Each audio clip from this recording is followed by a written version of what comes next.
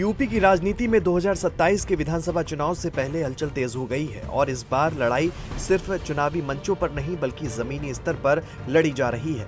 इसी कड़ी में बीजेपी ने सपा की पीढ़ी की काट के लिए ऐसी प्लानिंग तैयार की है, अगर वो चुनाव से पहले कामयाब होती है तो सपा के लिए चुनौती बढ़ जाएंगी। क्या है वो प्लानिंग और कैसे सपा की चुनौती बढ़ा सकती है, सब कुछ बताएंगे आपको इस वीडियो में।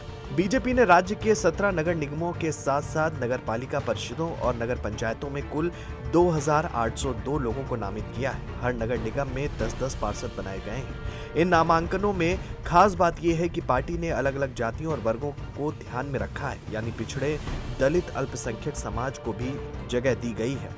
यहीं से राजनीति दिलचस्प हो जाती है। सपा का पीडीएफ फॉर्मूला इन्हीं वर्गों को जोड़कर मजबूत वोट बैंक बनाने की कोशिश करता है। अखिलेश यादव लगातार इस सामाजिक समीकरण को मजबूत करने में जुटे हैं। ऐसे में बीजेपी ने भी उसी सामाजिक आधार पर अपनी पकड़ मजबूत करने की कोशिश शुरू कर दी है।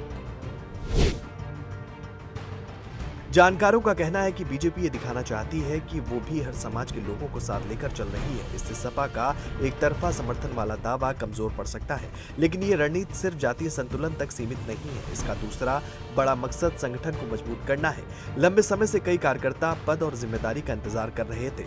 अब जब उन्हें पार्षद बनाया गया है तो वे और ज्यादा सक्रिय होंगे। चुनाव के समय यही कार्यकर्ता घर घर जाकर पार्टी के लिए माहौल बनाते हैं। नगर निकायों के पार्षद स्थानीय स्तर पर काफी असर रखते हैं। सीधे जनता से जुड़े होते हैं, सड़क, पानी, सफाई जैसे मुद्दों पर काम करते हैं। ऐसे में अगर ये पार्षद बीजेपी से जुड़े होंगे तो पार्टी को जमीनी स्तर पर फायदा मिलेगा।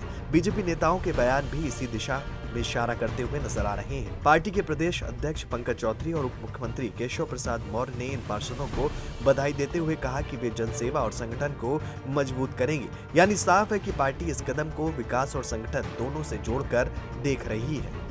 सपा के पास भी मजबूत जातीय आधार है और उसका पीडीएफ फॉर्मूला जमीनी हकीकत पर आधारित है, लेकिन बीजेपी ने ये जरूर दिखा दिया है कि वो इस चुनौती को गंभीरता से ले रही है और उसी मैदान में मुकाबला करने को तैयार है। कुल मिलाकर बीजेपी का ये कदम एक सोची समझी चुनावी रणनीति का हिस्सा है। इसमें 3 बातें साफ दिखती है: सामाजिक संतुलन, कार्यकर्ताओं को सक्रिय करना और जमीनी पकड़ मजबूत करना।